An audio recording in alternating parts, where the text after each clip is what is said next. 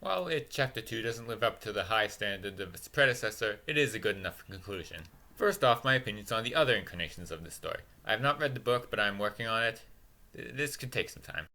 But my first exposure to the story that I saw in full was the miniseries. Despite the reputation it has nowadays, the first half is great. It has plenty of good scares, and Tim Curry's performance as Pennywise the Clown is very creepy.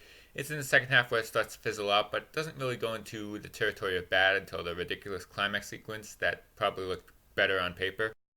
And then the first movie came out, and now with a bigger budget and unrestricted by network TV guidelines, it was able to create an even better adaptation of the children's half of the book. Bill Skarsgård gives a performance that is actually on par with Tim Curry's, and even the child actors are convincing. It was an excellent coming-of-age story full of great scares despite the use of jump scares, and good use of comic relief. And now we're on to the next adaptation of the inferior part of the story, from Andy Muschietti, the director of the first part.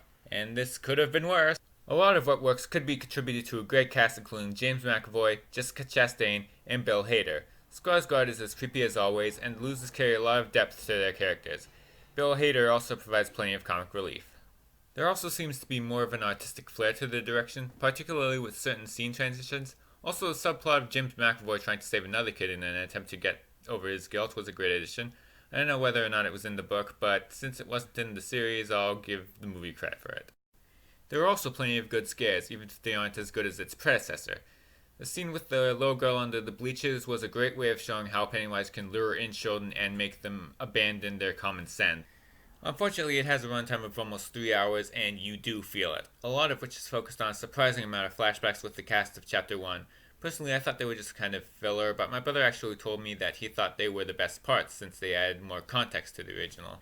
But either way, many of them are part of a long segment in the middle where the plot pretty much just goes nowhere and the whole movie drags. It tries to keep things interesting by having some horror sequences, but while they are otherwise decent, they mostly happen in the flashbacks, which kind of kills the tension since we already know that they grow up and turn into the cast of this movie.